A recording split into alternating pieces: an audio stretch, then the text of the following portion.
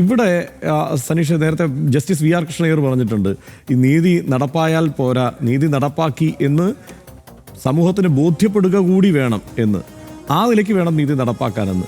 അത് തന്നെയാണ് ആത്യന്തികമായി നീതിയുടെ നടപ്പാക്കലിൽ ഭരണഘടന ഉദ്ദേശിക്കുന്നതും അതുതന്നെയാണ്. പക്ഷെ ഇവിടുത്തെ പ്രശ്നം, നമുക്ക് സങ്കടകരമായ ഒരു കാര്യം പറയേണ്ടിയിരിക്കുന്നു.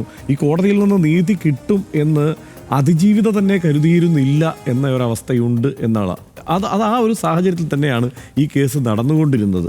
തുടർച്ചയായി ഈ കോടതി മാറ്റണം എന്നും അല്ലെങ്കിൽ ഈ ന്യായാധിപനെ ആ നിലയ്ക്ക് വിശ്വാസത്തിലെടുക്കാൻ കഴിയുന്ന ഒരു സാഹചര്യമില്ല എന്നും ഏകപക്ഷീയമായ അല്ലെങ്കിൽ ബയാസ്ഡ് ആയിട്ടുള്ള ഒരു ഇടപെടൽ ഉണ്ടാവുന്നു എന്നുമൊക്കെയുള്ള ആരോപണം തുടർച്ചയായി ഉയർന്ന ഒരു കേസാണ് ഇത്. ആ നിലയ്ക്ക് തന്നെ ആ നിലയ്ക്കുള്ള വിഷയങ്ങളും ചർച്ച ചെയ്ത് തന്നെ പോകേണ്ടിയിരിക്കുന്നു എന്നുള്ളത് നമ്മളെ സംബന്ധിച്ചിടത്തോളം സങ്കടകരമായ അവസ്ഥയാണ്. പക്ഷേ ആ കാര്യം പറയാതിരിക്കാൻ കഴിയില്ല എന്നുള്ളതാണ് നമുക്ക് മുന്നിലുള്ള വാസ്തവം.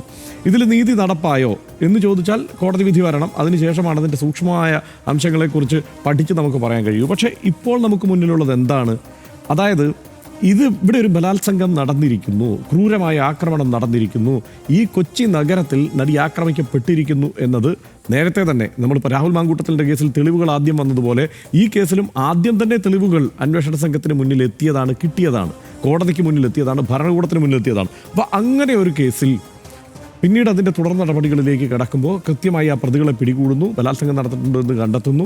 അപ്പോൾ ആ കാര്യം ഇപ്പോൾ കോടതിയും അംഗീകരിക്കുന്നു, സംഭവിച്ചിട്ടുണ്ട്, ആക്രമിക്കപ്പെട്ടിട്ടുണ്ട് ഈ നടി. അതായത് ഈ നഗരത്തിരക്കിൽ ഒരു നടി അങ്ങേയറ്റം നിസ്സഹായയായി ഒരു ഓടുന്ന വാഹനത്തിനുള്ളിൽ ബലാത്സംഗം ചെയ്യപ്പെട്ടിരിക്കുന്നു എന്ന് കോടതിയും അംഗീകരിക്കുന്നു. അത് ചെയ്തത് ഈ നികൃഷ്ടരായ ഇപ്പോൾ കണ്ടെത്തിയിട്ടുള്ള പ്രതികളാണ് എന്നതും കോടതി കണ്ടെത്തിയിരിക്കുന്ന ഒരു കുറ്റക്കാരാണ്.